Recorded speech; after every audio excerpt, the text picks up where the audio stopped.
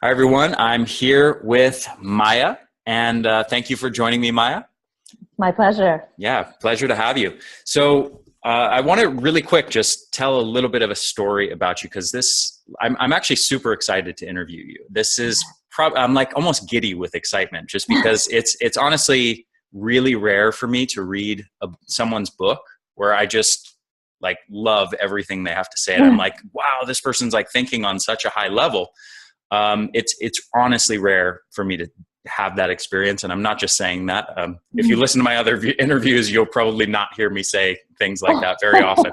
But I have to just tell everyone a little story of when we first met, which was at Consumer Health Summit just a few weeks ago.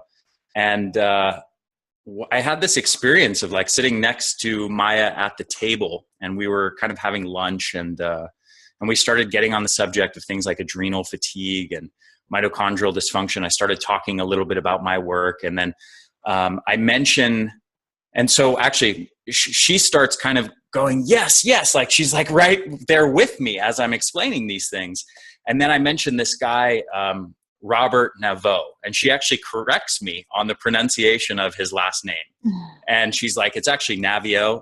He's like a really good friend of mine. And I was actually just emailing with him. And this is a guy who I consider to be doing some of the, probably, and this is not an overstatement, I think some of the most important research in the world right now of health. And she's like, yeah, I was just emailing him back and forth, and I'll introduce you to, and it just kind of started off, and it was just this amazing thing where I've never experienced this before, where we're just like so meshed in our understanding of the science and as far as what's important. And so that's why I'm so giddy to have you here and get to interview you. Your book, The Dirt Cure, is phenomenal, and I highly recommend everyone picks that up. So with all of that said, my first question for you is kind of, one of the things you're doing with this book is you're kind of flipping around people's understanding of dirty and clean, and what it means to be dirty and what it means to be clean. So can you talk a little bit about why we should be getting dirty and what sorts of things we should maybe kind of reframe as far as cleaning up in our environment and in our bodies? Yeah, it's funny because one of my favorite things to do is to really take kind of popularly held beliefs and kind of look at them deeply in terms of science, in terms of common sense, in terms of all those different things, and kind of see if they're really true or if we need to flip them on their heads. And, I found that in particular with the idea of dirt, because dirt is a lot of different things, I'll just kind of say to start with, it's really like germs and microbes. It's fresh food from healthy soil, right, in a certain sense, and then it's nature. So all of those things are the way that if I'm talking about getting dirty, I'm talking about all three of those categories. And, certainly like we got into this idea, really it was actually way back, when Louis Pasteur was talking about germ theory, that, germs were bad, and any microbes altogether, bacteria were bad in general. And at that time, what actually happened was that people started to say you shouldn't have yogurt, you shouldn't have sourdough bread because it's contaminated with bacteria. And so we took this concept really far with the idea that sterile was better and that anything with bacteria of any kind is bad. And you'll still see research now being published about like a sponge versus a dishwasher. And they'll say, well, dishwashers are better because sponges are full of bacteria. Well, actually, there's data that shows that people who use dishwashers are more likely to have allergies and asthma than people who are going to use sponges, because actually you want that exposure to diverse organisms. It's like all these different ways that we're basically having probiotic intake, in our lives, and that can be through pets. There was a great study, actually the New York Times just wrote an article about how pets expand our microbiome in terms of diversity, using, sponges over dishwashers, not using bleach to clean our homes, not using hand sanitizers, but just using regular soap, getting outside and getting dirty, all of these things are really actually critical for our immune systems, for our guts, for our immune systems, and ultimately for our whole body and brain, because we're in relationship with these organisms, which make up about 3 to 5 pounds of our body. And when you're thinking, wow, like microscopic, you can't see them, how tiny are these things? 3 to 5 pounds of us are made up of those things. And like, really, the key point, I think, is that our bodies notice both the absence and the presence of these organisms. So we thought keeping really clean and sanitizing everything was always going to be better, but turns out it's not the case. Yeah. On that note, what do you think of the hygiene hypothesis? I know this idea has been around for what, 10, 15 years now? Yeah. Yeah. So the hygiene hypothesis, for those who don't know, was this basically a study came out 10, 15 years ago that was looking at kids who grew up on farms. And they found these kids had less asthma, fewer allergies. And they said, okay, that's because they're dirtier. You know, they're in a dirtier environment and there's more bacteria, you know, and therefore kids in the city are, you know, not going to get that number of bacteria in their daily exposures. So some European researchers actually just in the last few years went and further evaluated the hygiene hypothesis because it was widely accepted, but it hadn't really been measured. Nobody knew in an urban apartment, are there as many bacteria as there are in a farm or not? So they really measured the number of bacteria, and it turned out the number of bacteria was very similar.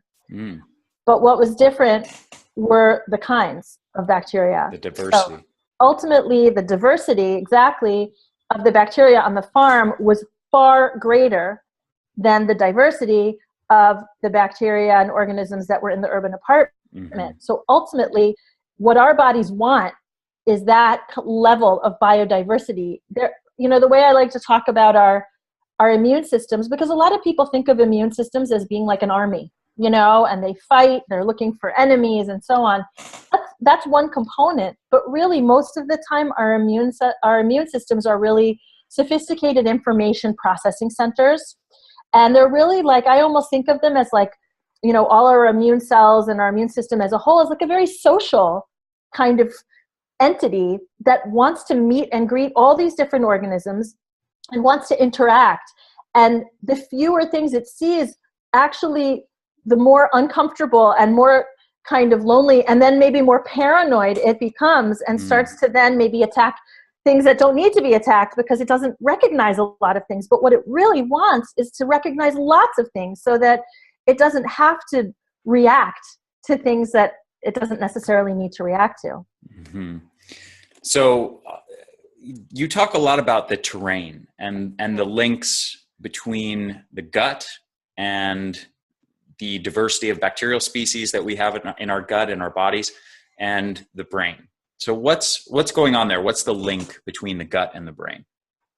Well, you know, in terms of terrain, I talk about it in two different ways, and we can get to that, you know, as well. But like, our bodies are a kind of terrain, right? They're their own universe, and I kind of think of that as our bioterrain. It's all of our organs, it's our microbiome in our body, in and on our body, versus our ecoterrain, which is what's around us, right? And that could be food, that could be the microbes around us, that could be soil, water, air, right? All the things that are plants, all the things that are around us. Within our bodies, we have, you know, kind of this it's very connected. And I think that's like the first thing that is really important to highlight is that, you know, we've gotten this idea that we want to separate all the different systems, right? We have a doctor for the brain, we have a doctor for the gut, we have a doctor for the lungs, we have a doctor for the immune system.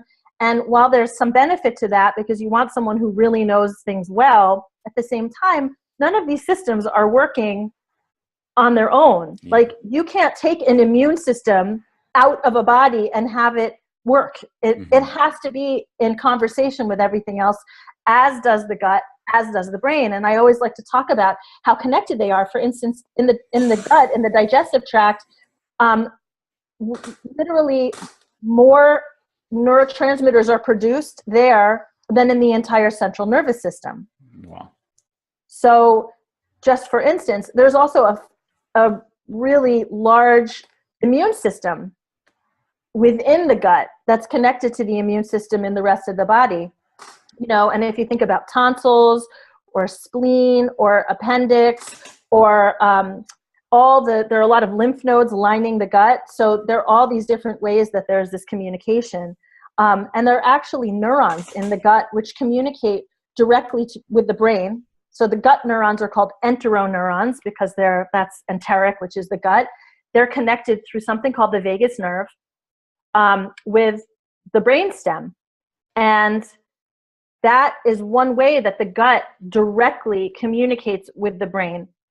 And so if there are unusual organisms in the digestive tract that are coming through and the immune system is alarmed in some way, then those neurons are going to start firing. Even with one abnormal bacteria, those enteroneurons in the gut will start firing differently, and within a couple hours, the brain will start firing differently. So it's very sensitive in terms of its connection. But there's also a connection through the immune system, where immune cells in the gut communicate with immune cells in the brain. And that is through something called cytokines, which is like little like neurotransmitters. Cytokines go back and forth and alert different parts of the immune system to activate. Mm-hmm. Gotcha. So how does all of that then relate to diversity of bacterial species and exposure to nature and getting dirty? Well, the way that we, basically, and you've probably heard this, people will say all health begins in the gut, right? And it's a quote, like an ancient quote, and I feel like it's been attributed to many different people, but ultimately everything really starts in the gut, which is this very unusual organ because it's open at both ends. It's inside the body, it's concealed, but at the same time, it's outside the body too. Yeah. And so it's a really special place where a lot of these organisms, hopefully many different kinds of organisms, are coming through all the time. And basically, it's sort of like if you think about an equilibrium, like the immune system and the organisms in the gut, the microbiome, are in relationship all the time. They're talking all the time. And they're kind of keeping each other in check all the time. When you have a lot of diverse organisms, and that can be partly because you've been exposed to different organisms in soil, which we can talk about.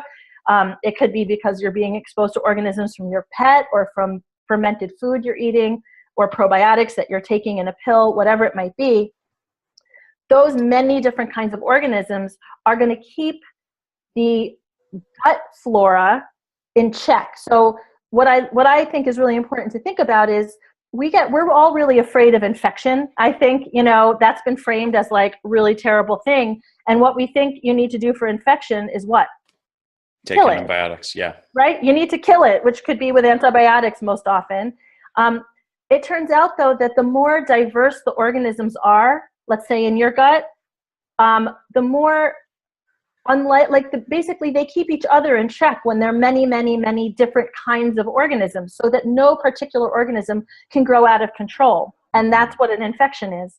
So they keep each other in check. When there's only a few organisms, then one organism is much more likely to be able to grow out of control. And when that happens, it activates the immune system, which activates the brain, and that can lead to clinically things like seizures or migraines or ADHD or tics and Tourette's, or OCD, or anxiety, or sleep issues. Basically, the whole gamut of neurologic issues in the brain really are activated almost always, at least in part, by the immune system, and that starts in the gut. And that starts with the organisms that live there. Yeah, beautiful. So you just reminded me of a study that I saw probably a couple years ago, and you're probably familiar with it. It's the one where they looked at the gut, or the diversity of species in the gut of the Hadza people, hunter-gatherers in Africa. Mm-hmm. And, they at the time, everybody was kind of thinking in the terms of these are the good species, these are the bad species. And so we expected to go to a place like that, with a more pristine natural environment. and find, since these people don't have a lot of the IBS and Crohn's and autoimmune diseases and gut permeability stuff, we expected to find basically that they were only going to have the good species, quote unquote. Mm-hmm. And what they actually found is that they had all like this massive diversity of mm-hmm. all kinds of species, including lots of stuff that maybe wasn't associated with being, the good stuff, quote right. unquote. So that it just fits very, very much in line with everything that you're talking about, that, it's not just a matter of having these few good species. It's all about this diversity of species. Well, right. And I love that study because, people will ask me, well, what's the difference between a germ and a microbe? And it's really like a germ is just a pejorative term for a microbe. Like we really had this idea there's good and there's bad, and people will say, well, what about the bad ones? What about the good ones? The more I look at the scientific research and the more research that comes out, the more I'm convinced that there's really almost no such thing as a bad organism. There are maybe a few exceptions so far. Like, I still will be waiting for the research of the next 10 to 20 years to see if that gets turned on its head. But not just talking about bacteria here, talking about viruses, talking about parasites, right? Talking about all these different kinds of organisms that we thought were bad, for sure bad. And here in academic centers now, we're using parasites as a way to heal people's guts. We're using fecal transplant, right, as a way to heal people from very severe refractory to antibiotic Clostridium difficile, which kills a lot of people. We're learning that people who have mumps in childhood are half as likely to have ovarian cancer later in life. So we have a real relationship with organisms of all kinds, even the ones we thought were, bad. Yeah. So this is kind of like talking about getting dirty. I mean, we're talking about diversity of species, getting this exposure to a wide range of stuff, being out in nature, exposure to the soil, eating food raised in the right way. Now, there's this other side of it, which is, I just want to zoom out because you're paint the picture of the paradigm shift here, because most people are operating in a paradigm where they're trying to avoid getting dirty and trying to sterilize their environment. Right. And then at the same time, eating food that is maybe more sterile and, in their eyes, kind of more pure. And so what you're saying is almost the direct opposite of that. You're saying get dirty. And then when it comes to food, you don't necessarily want to be eating the typical stuff that standard American dieter would eat. And then, we're talking about GMOs and commercial farming and that sorts of things. So as far as what people need to be focused on cleaning up, what are those things? I would say, there are definitely things like the food chemicals and processed foods that are really damaging to us on so many levels. I go into the research in my book, but I would just say things like MSG, aspartame, high fructose corn syrup, artificial colors and flavors, any kind of preservatives. Those are the kinds of things that let you know that your food is not a whole food. It's not being prepared in a traditional way. It's a corporate food. And, while I don't really like to get into that, I don't really like to get in that us versus them mindset. I mean, I will say that, when I was supposed to go and have an appearance on a morning show, like a big morning show when my book came out, they ended up canceling. And what they said was, our corporate sponsors don't like your message. So if they are that threatened, by the idea that there are, someone's talking about this research and this kind of, the dangers that we're dealing with when we're being exposed to those kinds of processed foods, and and we have to know that they're nervous because it's going to, hurt their bottom line. What I always say is, like, food was never meant to be a commodity in this way. Like, food is about actually a sacred relationship with the natural world. And, I eat meat. And for me, eating meat is a sacred relationship. The food that I eat and everything that I'm eating, plants, whatever it might be, that's something that I feel really mindful about. And I don't want anyone else to be kind of in the way as much as possible. I want everyone in that chain to be treated well, to be paid as they should be, and all of those things, because there's a physical, emotional, and spiritual component, I believe, to, eating healthy and unprocessed food. Mm-hmm. Yeah, beautiful. And you go into some great discussions in the book around food dyes and preservatives and ingredients. I know you say that in the book that you don't like the term ingredients and like listing certain things under the label of, ingredients. Why is that? Well, I mean, I think that the idea is that ingredients are something that are food that you would have in your own cabinet, and when I'm looking at a list, first of all, I mean, the way that ingredients, quote unquote, are listed on food labels, if you ever notice, everything's beautiful and written in nice big letters and very eye-catching on the front, where the company can make whatever claims they want. But then when you go to find out any information that's interesting to you, and most people are interested in knowing ingredients, like what's in their food, and they want to know like about calories and fat and all of those things, that's like in minuscule handwriting. It's very hard to read for most people, I mean, if you're over the age of like 40, forget it, right? People are going to really be struggling with that size, but it's very hard to read, and you can't pronounce those words and so on. So that's one thing. But the other thing is just like, for me, I cook, so for me, ingredients are like what I'm going to find in my cabinet. And if you're looking on the labels of almost any processed food, most of what you see there is not something that you're going to find in your own cabinet. Mm-hmm. So that's my guide. When I'm thinking of ingredients, I'm thinking of things that, like, if I wanted to cook this, I could make this too. Mm-hmm. Yeah, for sure. And I love what you say about the scientification of ingredient lists and how like they're intentionally doing things in a way to try to get you to either not read them or to perceive them as being like science-y and coming out of this modern technology that's really impressive, so that you assume that they're good ingredients or something. Right. Yeah. Or like sort of, I almost say like suspension of disbelief. Like, you look at it, I don't really recognize what that is, but it's here, it's in my grocery store. Someone thought it was fine, so I'm gonna eat it. You know.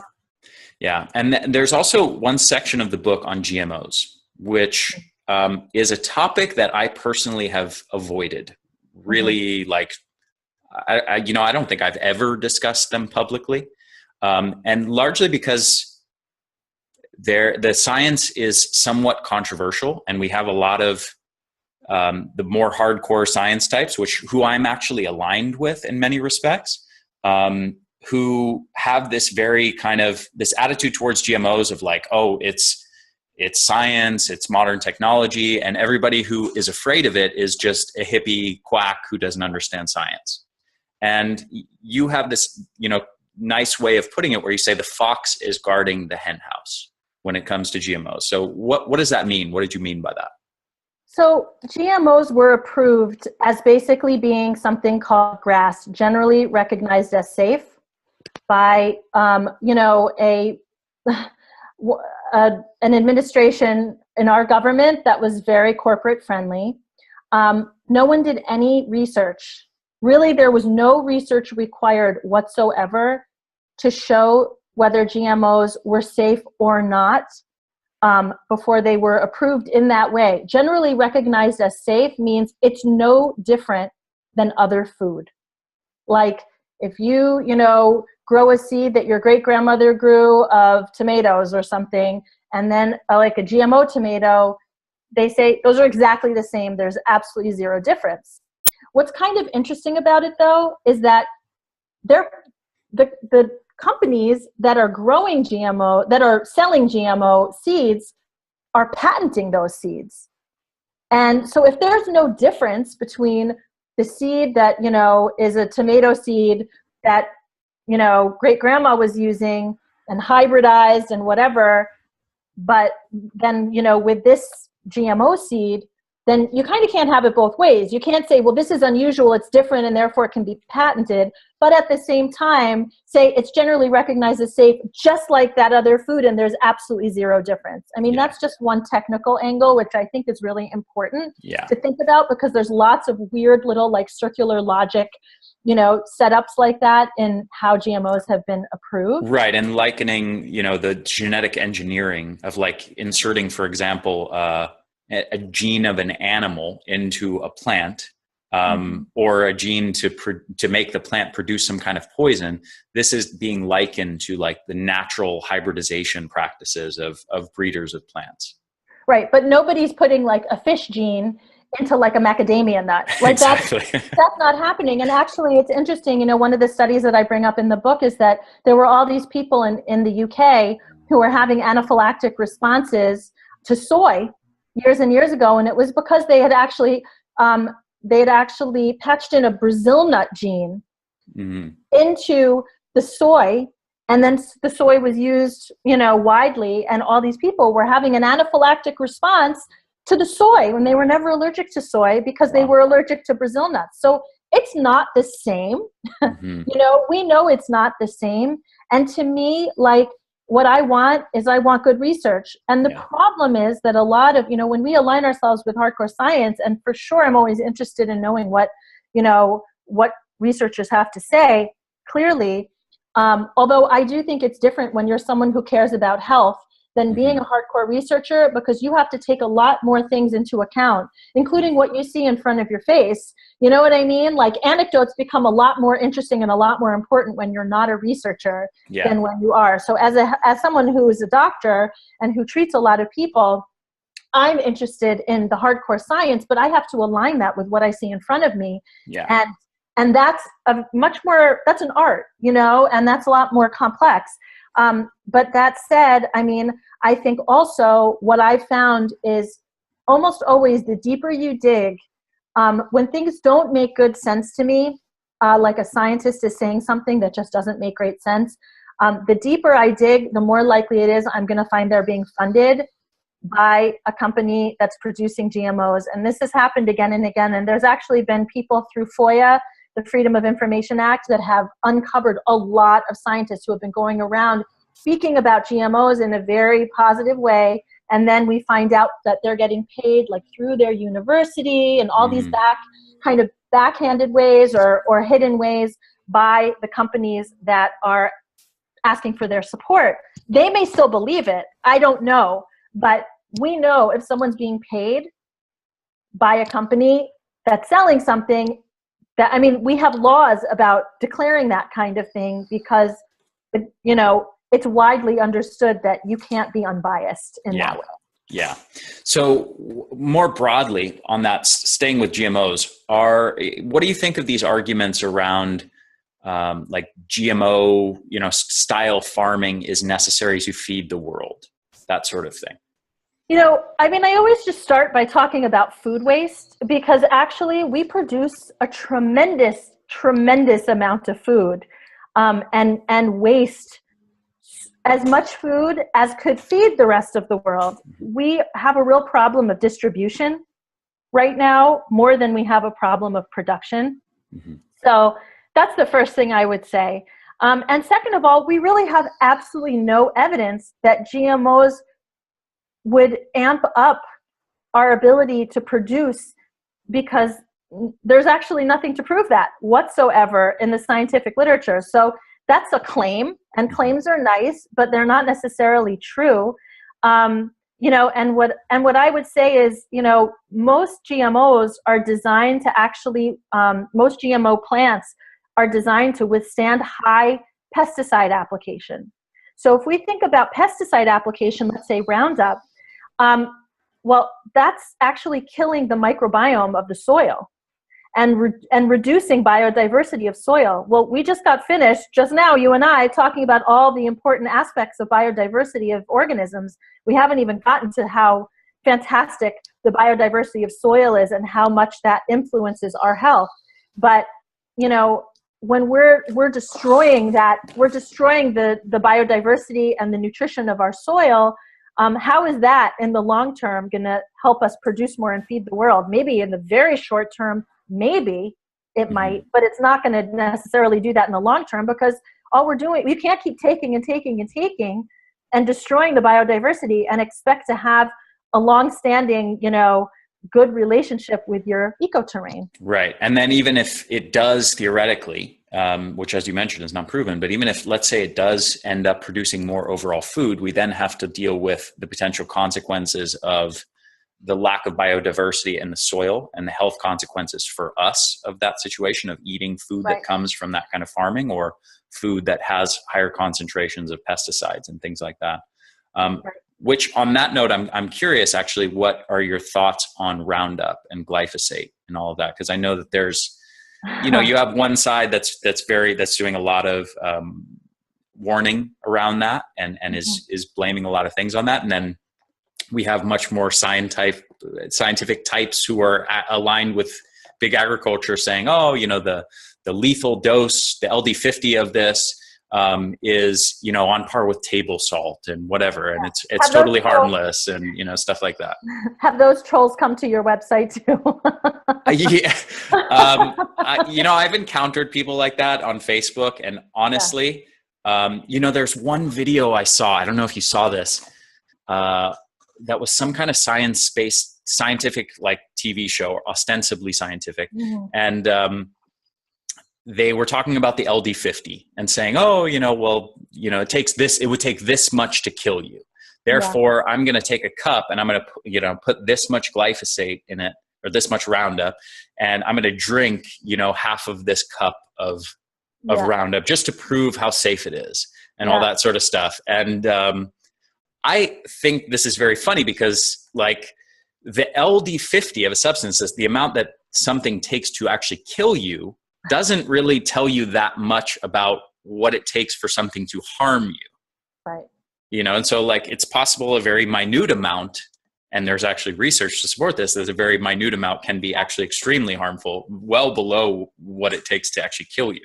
Right. Well, not to mention what we accumulate in our bodies. So you might have a little bit at a time, but like most toxins are fat soluble and ultimately live in your fat cells.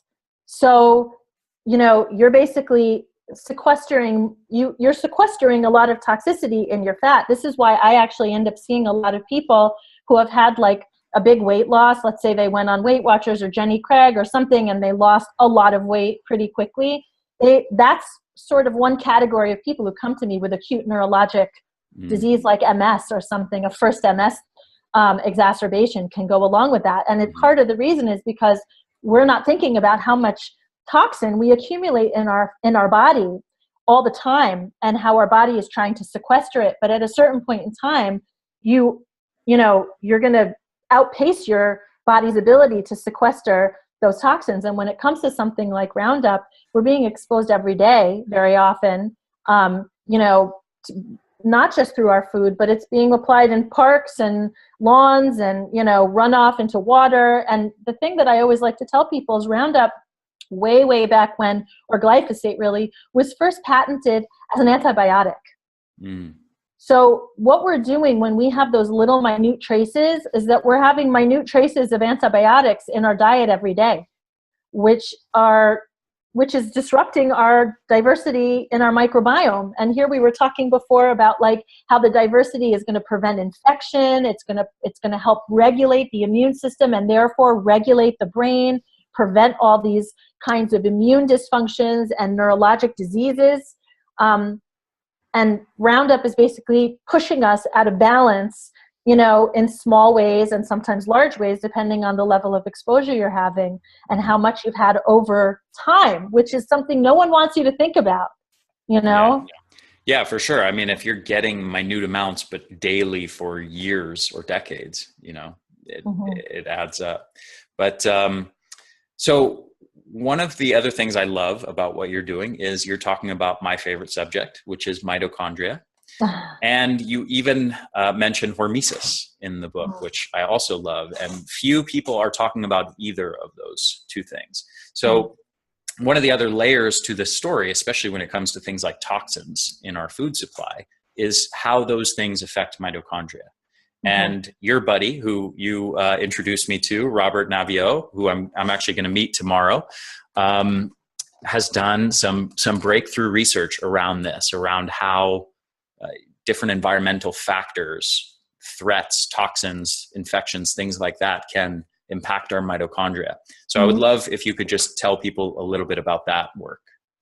Yeah, definitely. You know, one of my favorite papers and kind of the research that Dr. Naviaux has done is around the cell danger response.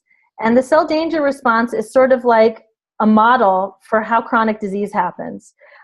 So the cell danger response is basically this evolutionarily conserved process that when there's a threat, a biological or chemical or, you know, physiologic threat, it could be infectious, it could be a toxin, it could be whatever, the cells in the body, including the mitochondria, start to function differently. They function in a way to protect the cell. And it's probably suboptimal, right? Like it's not functioning at its best in all the ways it should be, but it's okay because it's for a little period of time. Like let's say you get the flu, you're going to feel terrible. Your cells aren't going to be, you're not going to be like out there doing all the things you need to do. No, you're going to feel fatigued. You're going to feel foggy. You're going to feel achy. That's all kind of not just from the flu virus itself, but actually because of this cell danger response, your cells are functioning in a suboptimal way to put all the resources towards getting the body back into balance again. And then let's say a week, let's say 2 weeks, you start to feel back to yourself. The reason is because the cell danger response is over and everything clicks back into optimal function and, you know, you're good. But sometimes that cell danger response persists. And when it persists in this model, you know, what happens is there's microbiome dysfunction, there's cell dysfunction, there's mitochondrial dysfunction, there's organ dysfunction, and basically the person has chronic illness. And the way that Dr. Naviaux sees this is a model for everything from autism to Parkinson's disease to chronic fatigue syndrome to a whole gamut of really chronic illness, is that we're having a chronic cell danger response that's not flipping back. You know, and so what I always like to talk about, and what I talk about is sort of one of the main pillars of how I define health, is resilience. So being able to flip from that cell danger response out and back into optimal function is for me one of the key ways that we can call ourselves healthy, because threats always come and stressors always come, and mitochondria are really the mediators, I think, to a very great extent of that process of getting out of the cell danger response. Of resilience. Yeah.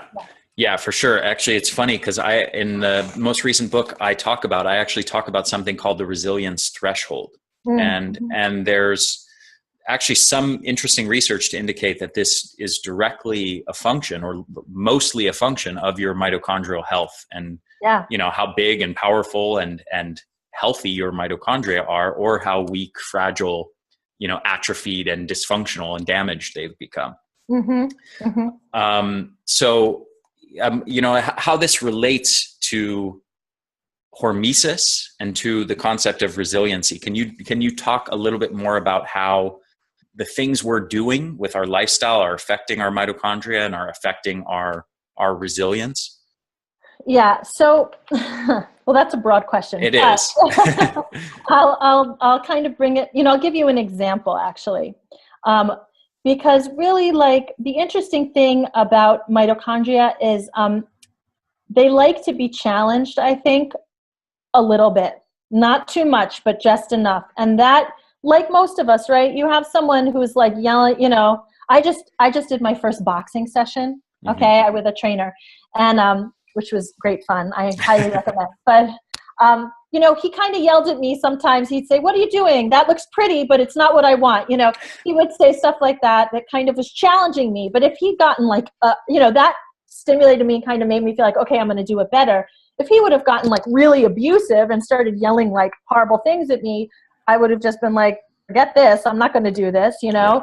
But when he did it in kind of that playful way, like a little bit, but not too much, it motivated me. So that's kind of what hormesis is. Hormesis is this idea that, you know, let's say, I like to talk about bitters because I'm obsessed with bitters. But basically bitter compounds that might be in, you know, your dark leafy greens or in your coffee or even, you know, in beer, dark chocolate, right? All of those foods, bitters actually stimulate us even down to a mitochondrial level because our body perceives them as potential poison. So bitters help us in a vast quantity of ways. I mean, they increase gut motility, so things move through a little faster. They help with stomach acid increase, bile release, and appetite, and insulin balancing, and immune system boosting. Like, if I kept naming all the ways that bitters help improve our health, you'd be blown away. I mean, I'm giving you just a tiny little snapshot. But the reason why is because our bodies perceive bitters as like potential poison. Mm-hmm. So it's like hormesis. We're getting this little potential kind of poison. It's these alkaloids that are the bitter taste. We have receptors throughout our body, not just in our mouth. And that's because we need to know if we have poison in our bodies. And basically what happens is like people, the mitochondria are like, oh my gosh, there's a challenge coming. It could be poison. We need to up our game. Yeah. And we up our game, but it can't be too much. If it's really poison, it's going to kill the mitochondria or really damage or destroy them. So it's really about being in this narrow range of benefit. And nature, like, we figured it out over time. Unfortunately now, because we eat such a sweet diet and bitter foods are really something that we tend to avoid, we're not getting those kinds of benefits and we're not challenging our mitochondria and not having that hormesis effect that helps our mitochondria to be stronger and more robust. Yeah. And this is actually, there's an important distinction here when it comes to these plant toxins, because most people out there will talk about them in the context of antioxidants. They're equated with antioxidants. And so the phytochemicals and these polyphenols and the bitter compounds, the alkaloids in cacao and coffee and blueberries and you know, all these different herbs and stuff, they're all, you hear very commonly people say, oh, they're antioxidants. And it sounds to me like you've looked into this quite a bit. I've myself have done a lot of research in this area. And one of the things you discover is that there's a big difference between what happens in a petri dish in terms of like antioxidant experiments versus what's going on in vivo in the body. And most people don't realize that these are in fact plant toxins for the most part, and that are actually creating a very small toxic effect in your body, which then stimulates your body in various ways to grow stronger, like building up the internal antioxidant defense system. Right. Yeah. Well, what I like to point out is that plants don't exist for our, you know, eating enjoyment. They're their own organisms. They have their own things that they want to propagate. They have their own agenda. And so, you know, what all those compounds, some of which are antioxidants, and, you know, basically there's a whole array of these compounds, but the alkaloids in particular, which are the ones that tend to be the most, you know, potentially toxic to us, all of those are really part of the plant's immune system. And they get upregulated or downregulated, meaning the plant will produce more or produce fewer of them, depending on the challenges that the plant themselves get, which could be pests. It could be, you know, it could be certain aspects and chemicals in the soil. It could be if it's drought or not drought. All of those things, a moderately stressed plant is going to produce more of those kinds of compounds. And actually, ultimately, those compounds are incredibly healthy for us. And this is why I always talk about like wild plants being some of the most nutritious or nutrient-dense plants out there, because they don't have anyone helping them. They have to learn how to survive on their own. Yeah. And so they have a very healthy and robust immune system, which means that they're producing a lot of those different kinds of compounds. Another example actually that I love is, you know, people think about like the shiniest, reddest apple. It's always at the top of the tree, right? The reason for that is actually UV radiation. So when there's more UV radiation, the plant has to produce more of its own immune system, and certain antioxidants to help with that radiation. And so that's why the apple's so red and shiny and beautiful. It's because it's being actually moderately stressed. If it's too stressed, it's not going to be good. Right. And if it's not stressed, it's actually not going to be very nutrient dense. So we're talking about plant hormesis. We're talking about plants going through the same hormetic response, and then we benefit from them going through a little bit of stress in their environment, because now it's creating more of these phytochemicals, which then influence our physiology. Everything is connected. Yeah. Yeah. Beautiful. I love all your quotes of John Muir throughout the book. And, when you tug on one thing in nature, you find it's connected to everything else and stuff like that. Mm-hmm. I spent a lot of time backpacking in Yosemite. So obviously I love John Muir. Yeah. Lucky you. Yeah. So to wrap up, I would love if you could just kind of translate all of these ideas as best as possible. We've covered a lot, but translate all of them into, let's say, 3 practical recommendations, like your top 3 most powerful recommendations for people to implement in their lives. Okay. I mean, I think the top number 1 thing is actually to get outside into nature on a regular basis.